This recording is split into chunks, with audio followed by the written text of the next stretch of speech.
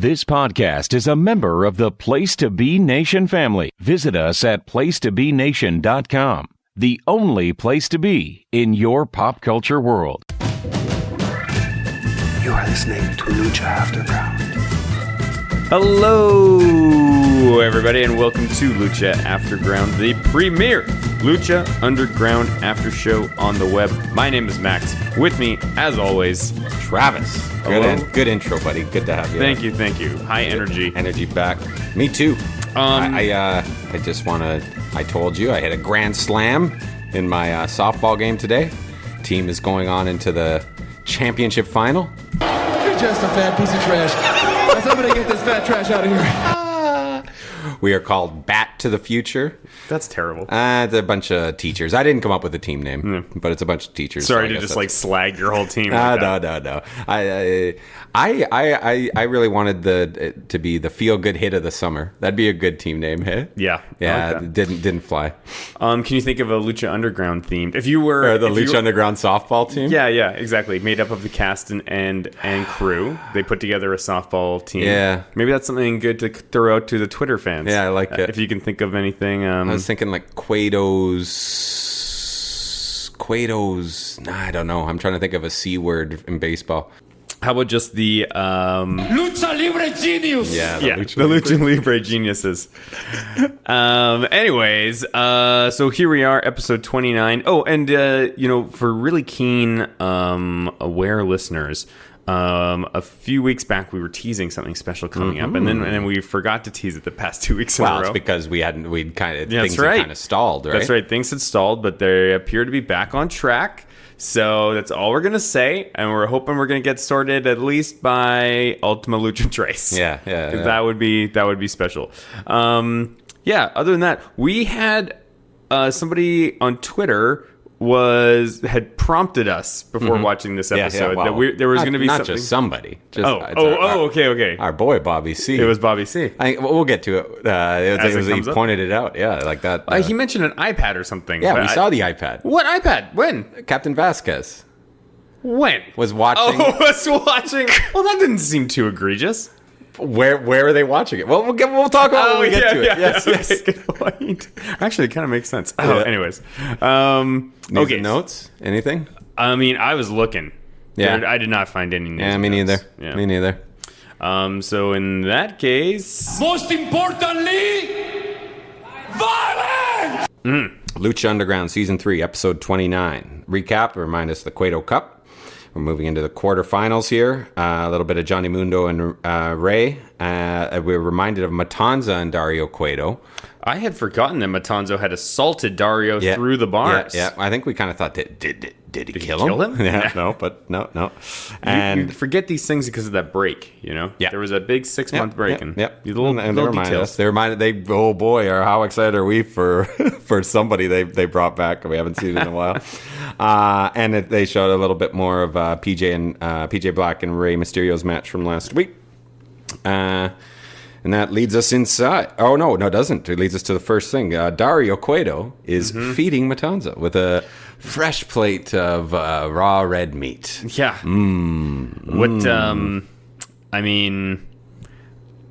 What was that?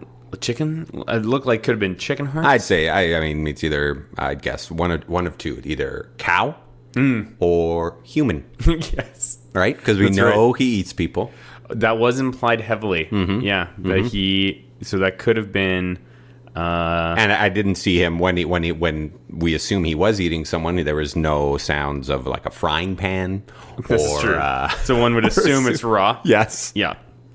I actually thought that when he brought in the plate of food, I was like, are we going to see Matanza take his mask off? Yeah. To take a bite.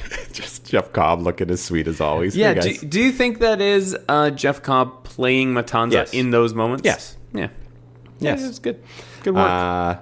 Anyways, Dario kind of first gives him shit but then kind of pumps him up right after that. Kind of like you shouldn't have done what you done, but you're the man, you're the guy. Yeah. And he also is making some allusion to like the gods, you know. That Here's what I have it written. I fear the other gods will make you keep your humanity, or something like that. Like. No, that's what he wants. He fears that they'll take his humanity away from him. Yeah.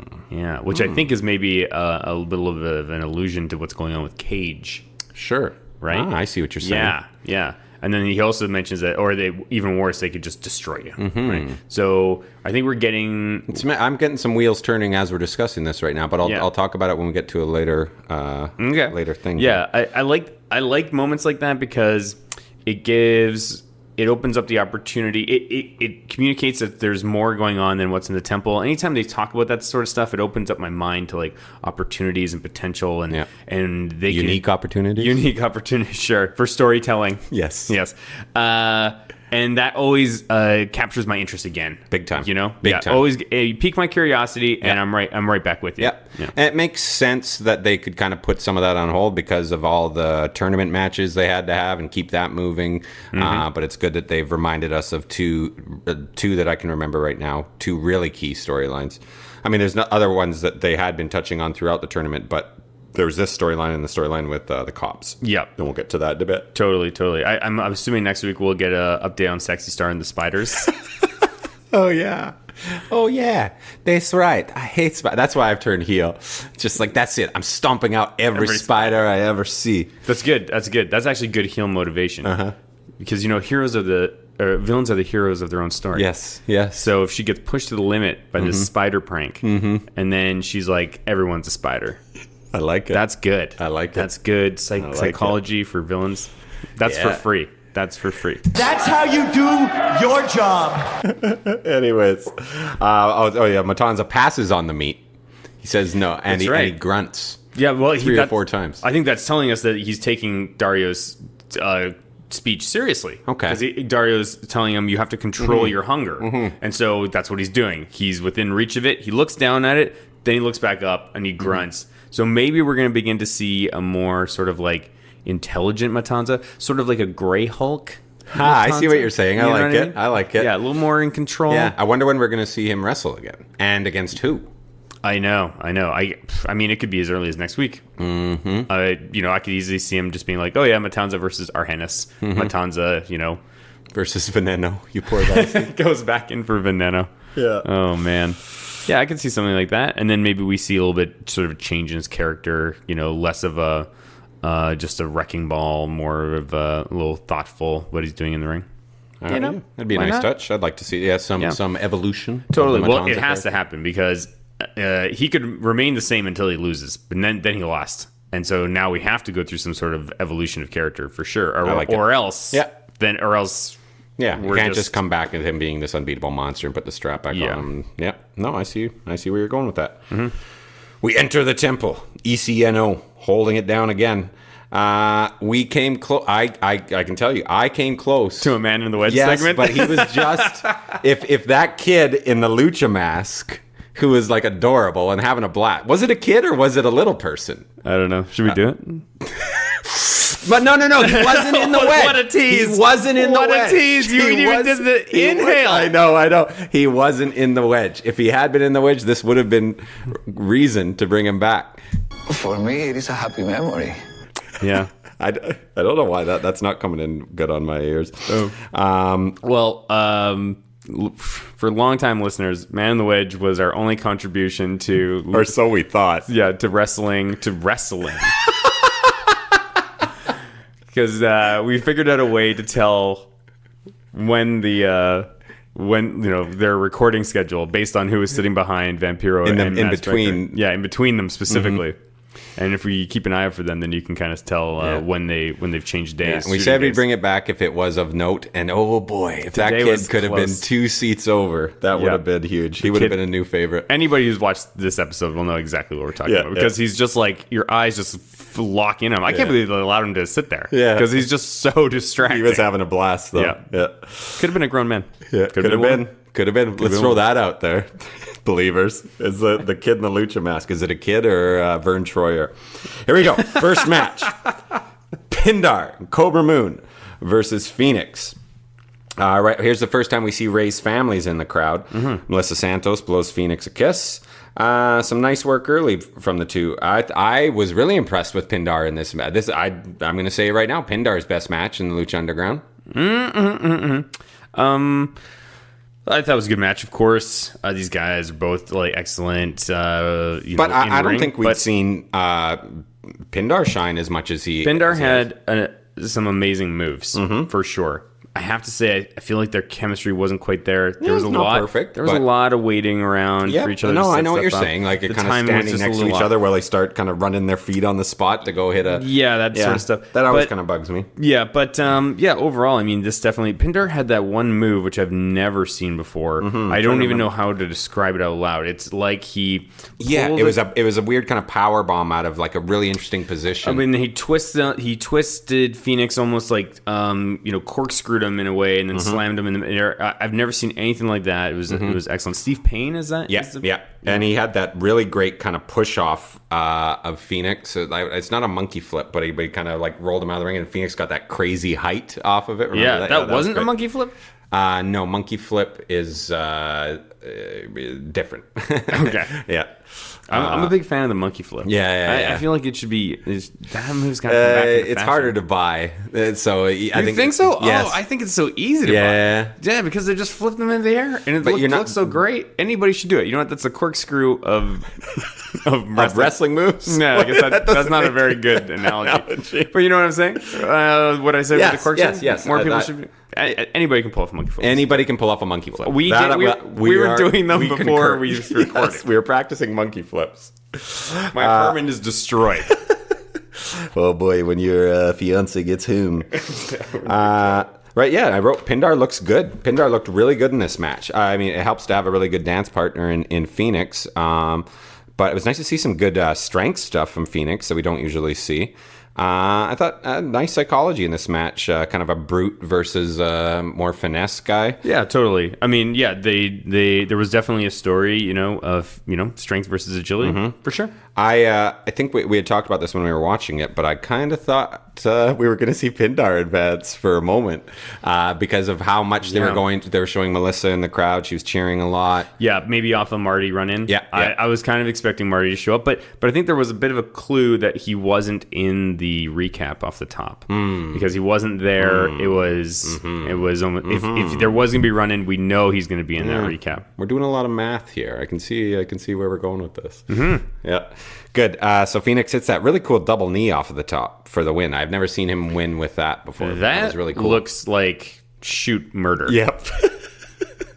Looks like it hoits. Yeah. Looks like it hoits. For sure. So yeah, nice. It was a quick little match. It was nice. It was good. Good start. Good little curtain jerk. Pindar's gear is green. You agree now, right? Yes, it's green. Yeah, and it wasn't green before. I think it might just be I don't know if they've got two suits though, man. I think it might just be a color setting on the cameras or something.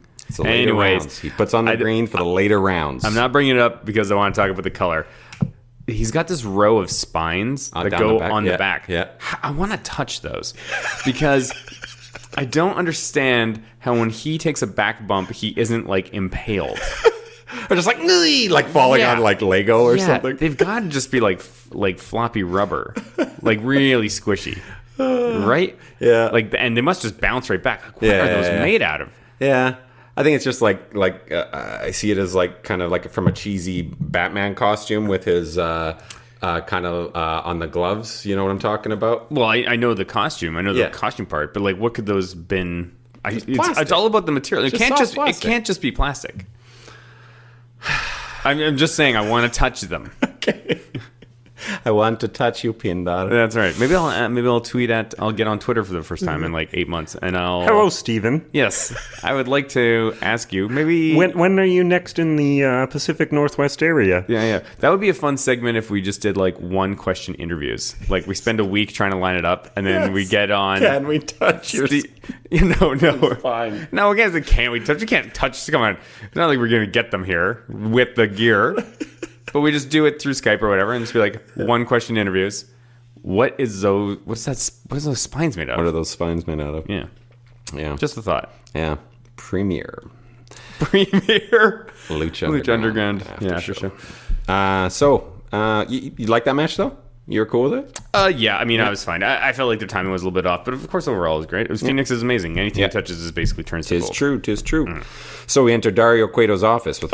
Sorry. I have to talk about that. At the end of the match, Kobra Moon just staring at Pindar in disgust. I didn't notice that. Oh my god, she was.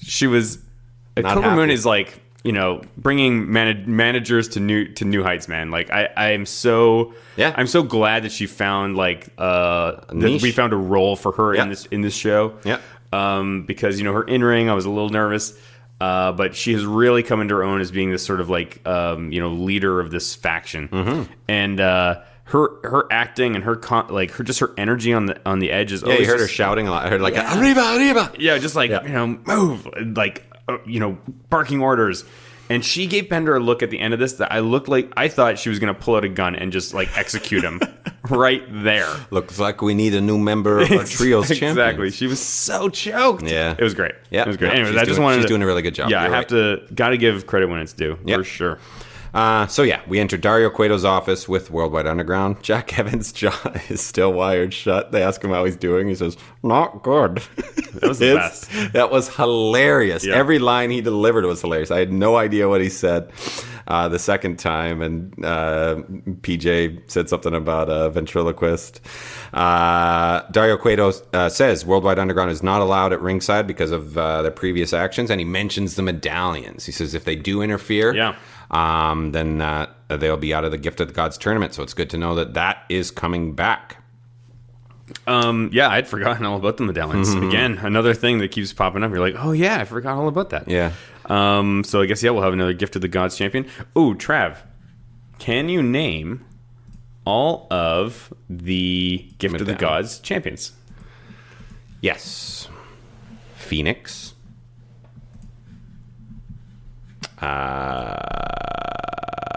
Chavo Guerrero. Nice one, yeah. Cage. How many more are there? I'm looking it up. I thought I had it at the ready, and apparently I did not. Give me 1 second. Sexy Star didn't have it, did she? I think she might There's have. more than you think. I know Phoenix. I said that, right? Yep. You're missing won the one. first one? Phoenix won the first one. That's the second holder that you're going to have trouble with. I'll give you a hint. He was murdered. Big Rick. No, I can't remember. King Cuerno. Oh, yeah. King Wow, Cuerno. that seems like a decade ago. I know. King Cuerno. Do miss him a little bit. Yeah. I hope whenever... He's in TNA now. Or he's in GF. Oh, is he? Yeah, Oh, he good. came over with Drago. Oh, cool. I believe so. So that leads us to our next match. I'm going to say right now, match of the night. Oh, without a doubt. Dante Fox versus Prince Puma. I really, right away, I love Puma's focus walking down the stairs there. He is dialed in. We get that awesome flippy shit to start. Exchanging topes, great pace early. They're one-upping each other, as we've said. The crowd is hot right away. Yeah, no doubt. I mean, overall, of course, the match is amazing. Like, it was just sort of like jaw-dropping for pretty much like 3/4 of it. I'm not sure about starting off so hot, though.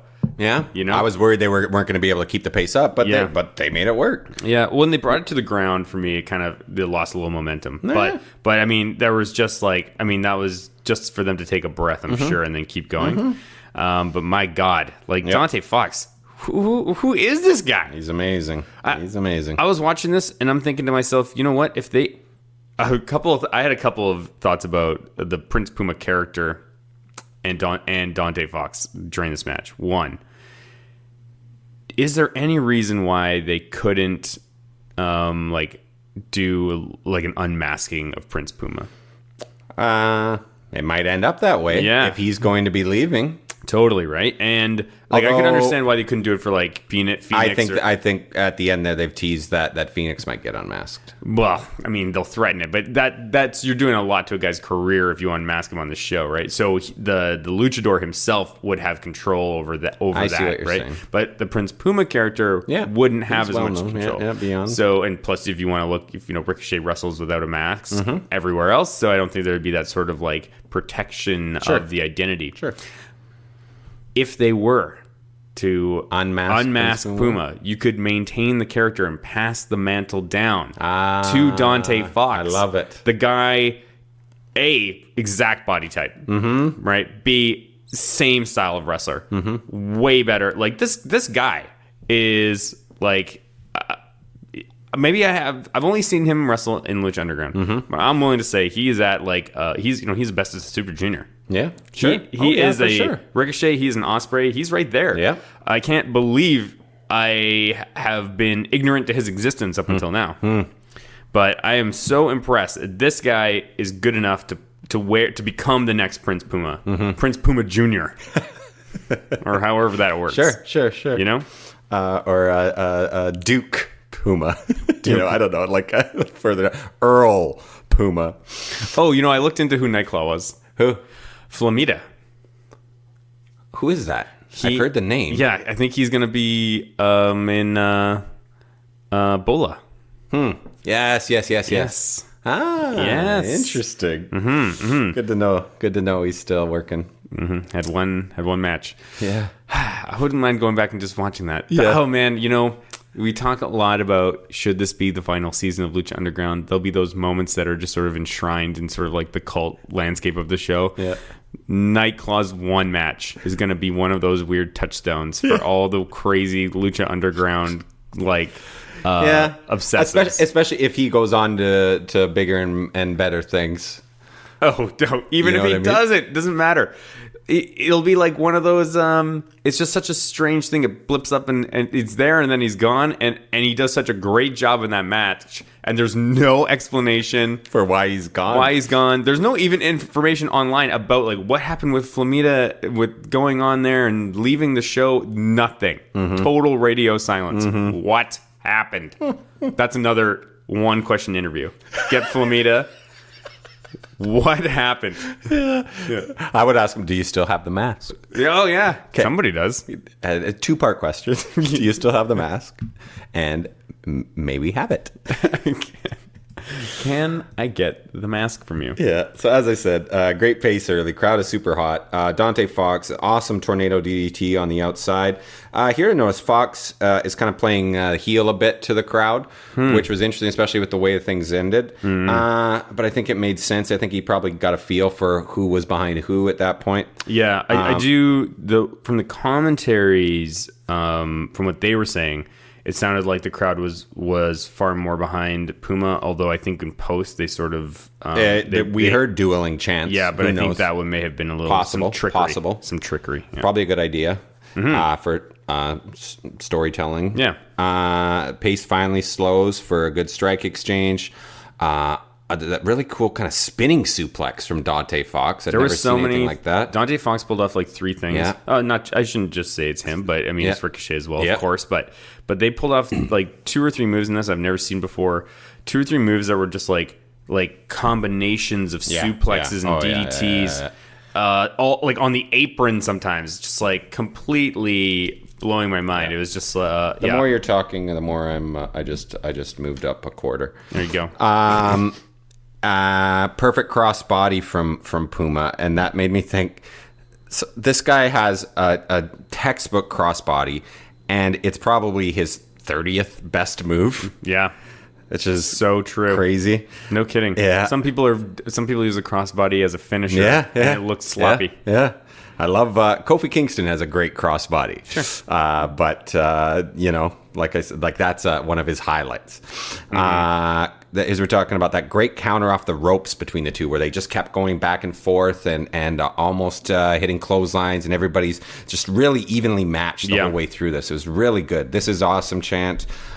We see 4 near falls back and forth. Just really great action. It was too fast for me to try to keep track of things here. Yeah. Dante skin the cat into a stomp. I've never seen that before. Dante Fox is just killing it. A lot of good rope work by Dante Fox. Yeah. Right? Hits up 450, but ends up on Puma's knees for near fall. Again, the second This Is Awesome chant. Puma with some nice strength stuff. Creative as always. Puma with that. I love that kick push is now his setup for the 630. Makes so much sense. Yeah, because it's so mean. Yeah, and it just fits right into this darkest version of him. Let's end this. Yeah, totally. And he hits the 630 for the win. I went, as I said, I just bumped it up a quarter, 4 stars. Hell yeah. Yeah. Is this your best match of the season? Yeah, no, best match of the tournament. I think I went higher on Killshot and Marty, and probably maybe one other. I think there was another 4-quarter, but gosh, that was months ago. Yeah, no kidding, right? We had when we started the season, we were going to keep track of all this, and of course we haven't. I guess we can go back. I can go back to my notes. Yeah, I at first I was hesitant to go higher. Then the reason why I was staying under 4 is because I loved Puma and PJ so much. Mm-hmm. But yeah, these guys are first top shelf, high class, class A professional wrestlers. Post match, Killshot getting booze, so he is. Oh man, I wouldn't even say there was booze at first. I think people were just in shock. Yeah, I think we've been sort of trained to think that Killshot was the good guy, right? Mm-hmm. I mean, I guess when Killshot first debuted, he was part of Big Rick's crew along with the Mac, and there was he was. Yes, no, not because not the original crew. Yeah, Big Mac, Big Rick. Big Rick sounds came good. out with the with the crew. Yes. And then when he got his eye burnt out, he disappeared for a bit. Then when he came back again, he was joined. with Killshot and the Mac. Oh wow. Yeah, and the Mac was his kayfabe cousin. Huh. Yeah. And they were sort of like kind of villainous. It was sort of unspoken. Although I do kind of think they were trying to push Big Rick as like a coming back a babyface, but just didn't. Anyways. So I guess the Killshot character is complex, and I think the crowd was just in shock because don't forget the crowd doesn't get to see all the stuff that we get to see. Yeah. Right. So they I heard some booze. Oh yeah. Because it was. I think the big reason why he was getting booze is because Dante Fox just lit the house on fire. Oh, right. Totally. And how do you not admire the work that this guy just did, and then somebody just comes in and fucks him over? So it made sense. I'm willing to say Killshot is full heel right now in this storyline, without a doubt. Yeah. Grabs the mic and sits down next to him and says, "This isn't over between us." Yeah, I'm excited for another Killshot. Ultimate Lucha Trace, I'm guessing. Yeah, right? that's fine. Sometimes when they keep going back to the same feuds, it doesn't work. But I'm geared up to see these guys go again. Cool, man. All right, we should take a break. Yep. And here's some words from our friends at Place to Be Nation. Promotional consideration paid for by the following. Hey, pro wrestling announcer Kevin Kelly here. I want to make sure you are all subscribed to all the great feeds here at Place to Be Nation. It's really easy to do. Just head to iTunes or your preferred podcatcher app today and search and subscribe to the Place to Be Nation wrestling feed, which of course includes the full archives of the Kevin Kelly Show, the Place to Be Nation pod feed, and the Pro Wrestling Only feed. Subscribe, listen, and then rate us and leave feedback today. And be sure to give Justin your true thoughts. I mean, don't hold back. After all, he is kind of a jerk. Just listen to Scott.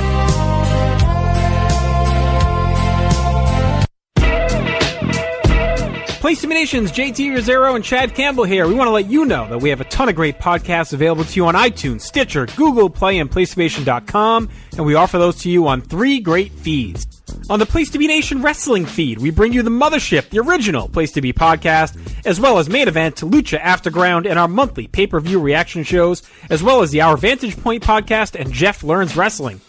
In addition to these full-length shows, we also deliver quick-hit pod blasts on topics old and new. Over on the Pro Wrestling Only feed, we dive deep inside the wrestling business with a stacked army of experts leading the way. The feed features potpourri shows such as This Week in Wrestling, Greetings from Allentown, Psychology is Dead, Puro Potpourri, Stacy and Elliot's Bogus Journey, and the Military Industrial Suplex.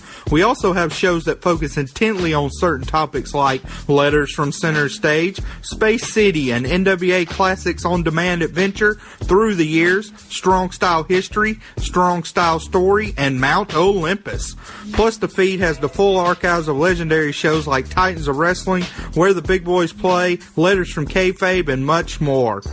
And on our popular Place to Be Nation Pop podcast feed, we offer such great shows as the Glenn Butler Podcast Hour Spectacular, Rank and File, PTBN Dadcast, Go Home in a Box, NBA Team, and Lucha Undead, as well as a veritable podcast heaven for comics fans with the Hard Traveling Fanboys, Sellers Points, Todd Weber's Conversation, Geek and Sassy, and Imaginary Stories podcasts. You can find all of these current shows plus archives of our past podcasts, including The Kevin Kelly Show, as well by subscribing to all of our feeds on iTunes, and while there, be sure to rate and leave feedback as well. All of these shows, plus others, available on PlaceToBeNation.com, where we cover pro wrestling, sports, movies, comics, plus in-depth stretch projects and more. Be sure to support our site by using PlaceToBeNation.com/Amazon when shopping online, and download our free PTB Vintage Vault Refresh ebooks via the links on our site. We also want to thank our friends at Bonehead's Wing Bar in West Warwick, Rhode Island, and Fall River, Massachusetts, TheHistoryOfWrestling.com, and Scott Keats' Blog of Doom. Be sure to follow us on Facebook, Twitter, Instagram, and Tumblr as well. PlaceToBeNation.com, the only place to be in your pop culture world.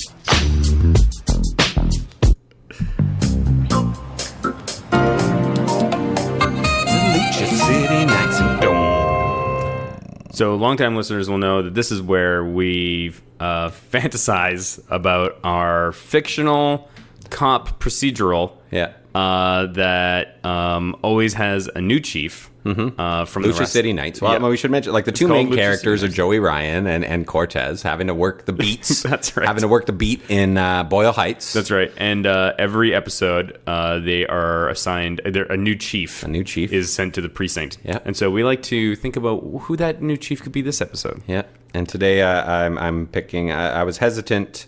We were talking during the break, but yeah, we'll go with it. We'll say I was going to go Mark Henry.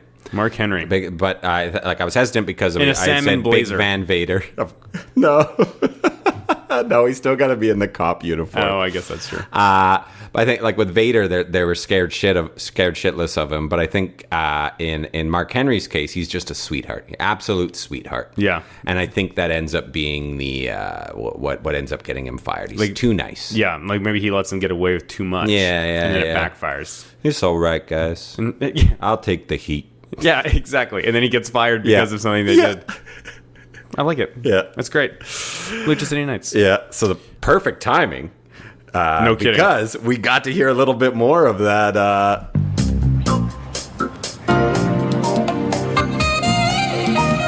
It was like extended. Yeah, it was. But it was just kind of in the background while they were talking. But finally, we get to see the back in Captain Vasquez's office.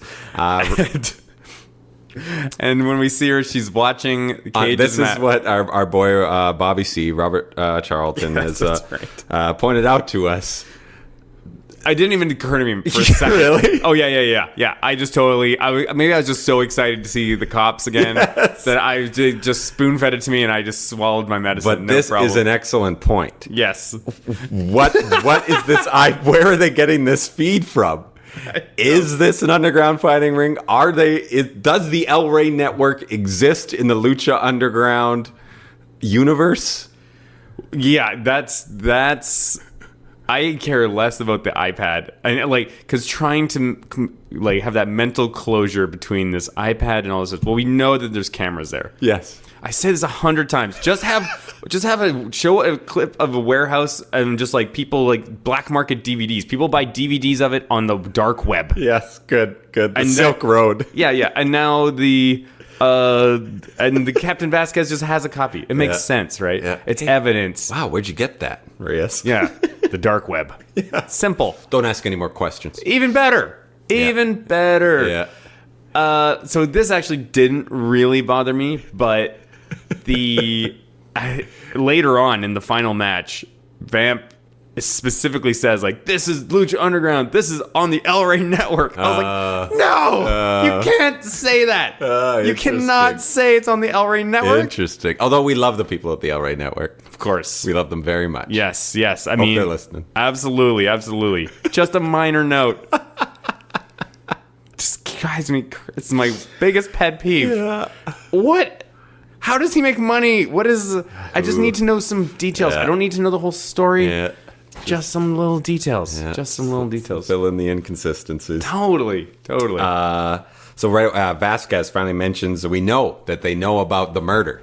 They got videotape, or it looks like they had security camera footage of... which makes total sense and is a great thing to have mentioned because that... Finally. Tie that string up. Mm-hmm. She says she's not after Cage, but after the Gauntlet. So it's like, here, you got to go get this. And I just wrote, poor Reyes. Yeah, he's dead. Yes. But he fights back. He pushes back. He basically says, like, no, nobody's going to take that basically, thing. Basically, he says, not a chance. He says specifically, there's no man alive. Yeah, that's what I have. Not a man alive. Yeah. And so she kind of brings out her little half medallion, who we remember who has the other half? Katrina. That's right. And says, you may be right. So not a man alive. That's right. So maybe a dead woman. Yeah. Or like she's Katrina. Or a zombie. Oh, not a man alive. Yes. So perfect. Katrina is not a man, and she's immortal. Yeah. So she's pop around. She probably just pop in. Yeah. Grab the gauntlet. Swipey. Gone. And out. Get her on your side. That's right. Get your sister on your side, or whatever. However the heck they're related. Yeah. Yeah. I think that's what they were implying with some of the photos and stuff. Yeah.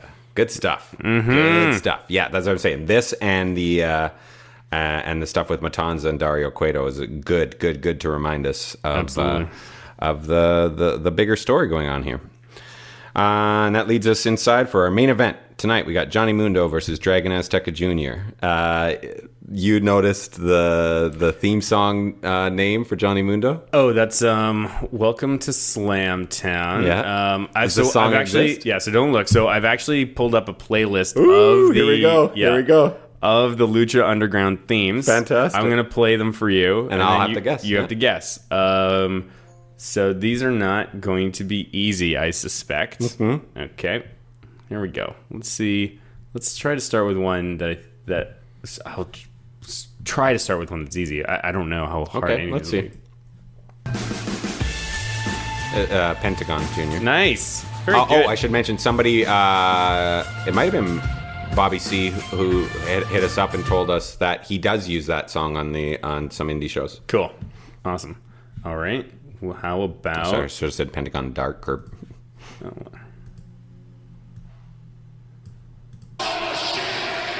Too easy. Oh, shit! I'm a Machine. Brian Cage. There you go. The man they call Cage. Very good. You're getting these immediately. Yeah, but those are the two probably most obvious ones.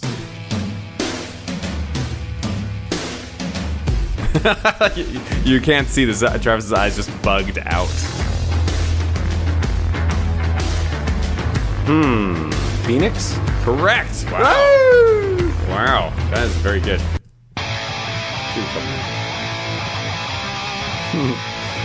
Johnny Mundo. Incorrect. Who? This is the Unlikely Trios. So who is that? Evilise, Son of Havoc. That is such a throwback. That's probably why I haven't heard this in forever. Yeah. That's hilarious. How about... Oh, man. And Yellowcoat. Wherefore?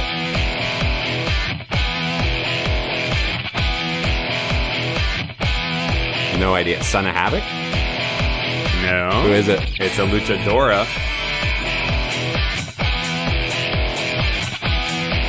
I have no idea. It's Taya. Oh.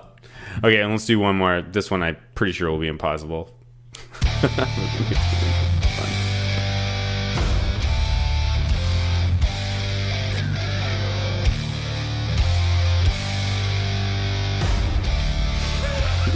What could this be? Well, it's an excellent song. I have no idea.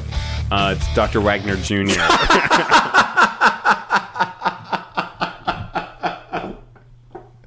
How could I not get that? I know. All right. So that was great. There's more, right? We should bring this back. We've kind of run the gauntlet. We've run the gamut. For what's available online. So as Johnny's coming down, they mention Ray's family again, and I wrote down, there's no reason for them to do this more than once. This should lead to something. So pretty good stuff. Nice top rope Rana. Johnny Mundo counters the second top rope Rana and hits on the outside for a spine buster. That spine buster looked hard. Yep. It was a stiff one. I think this match had a disadvantage because it had to come directly after that last match. And I do think they tried to cool it down a little bit with the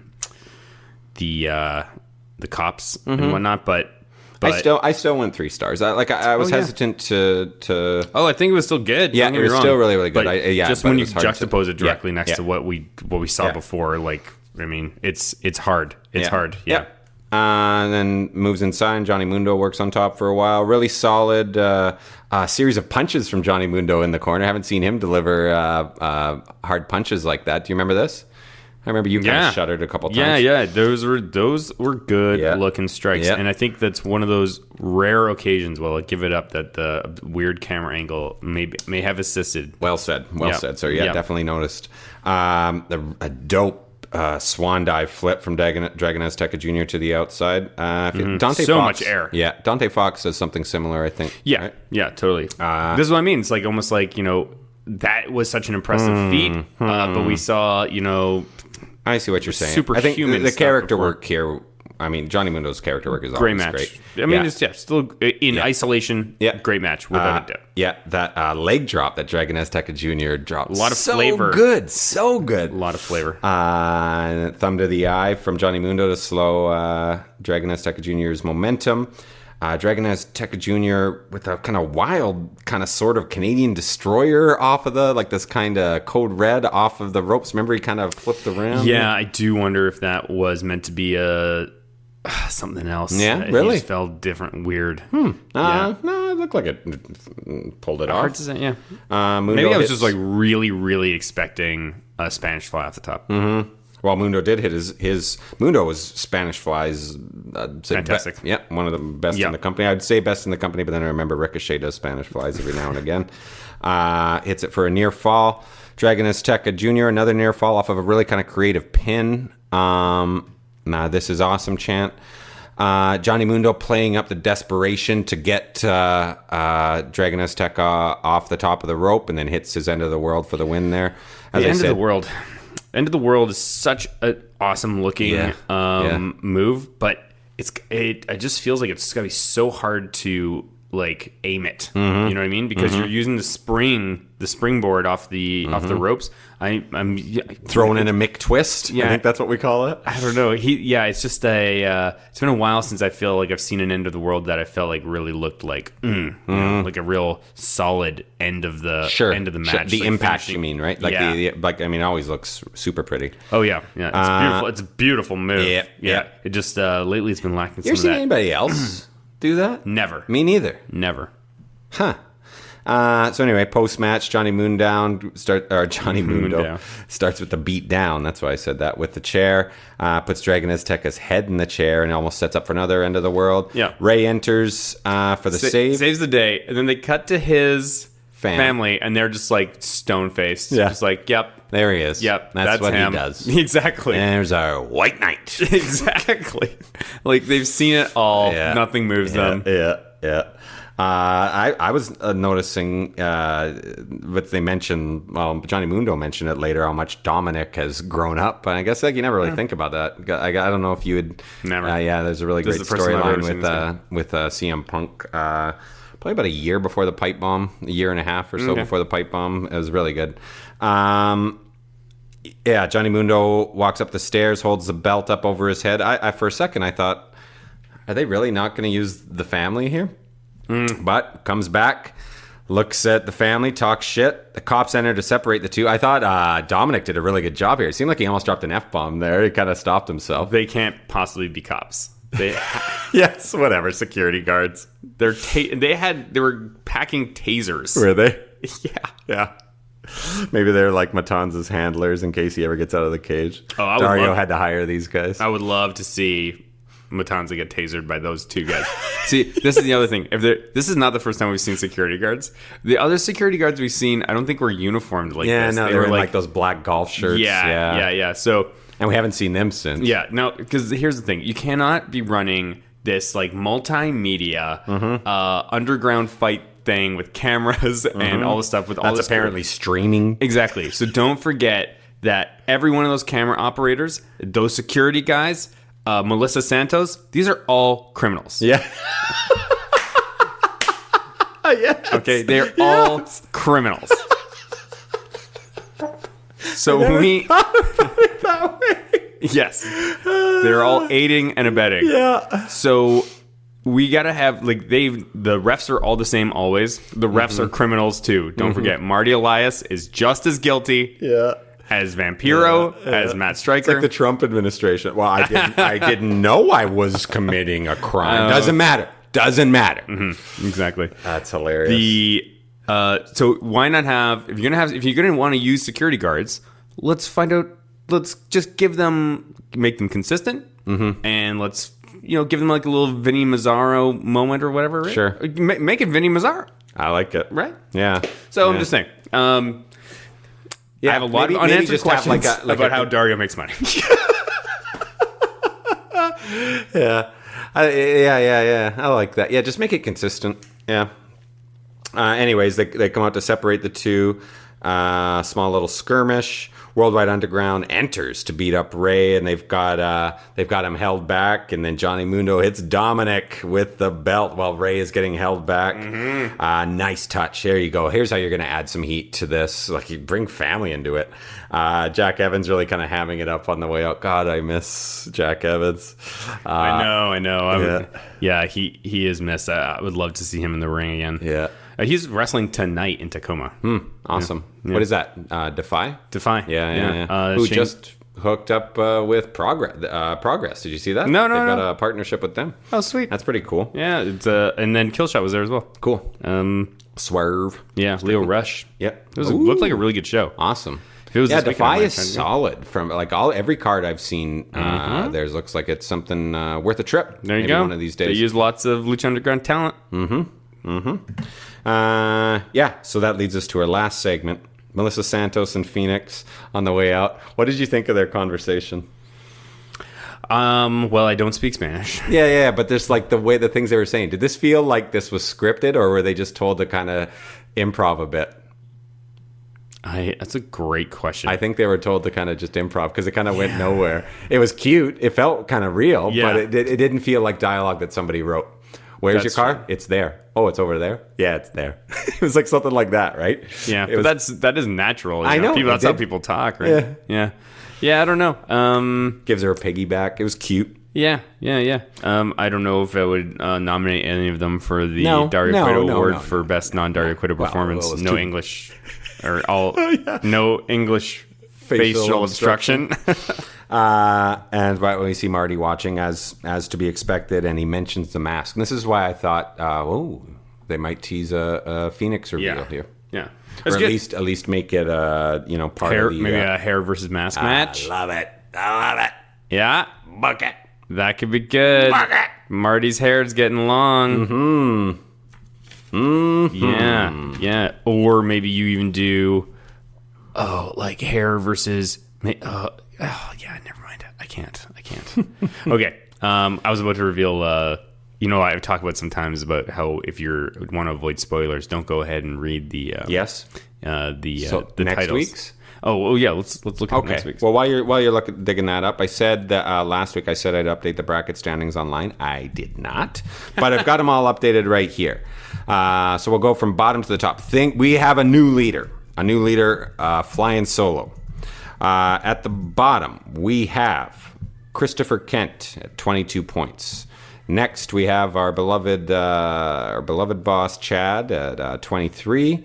Tied with him is yourself, Max. That's right. And then tied for second is now myself and Stefan Adamus. And atop the leaderboard, the greatest fan in the history of this great show, Mr. Robert Charlton, leading with 26 points.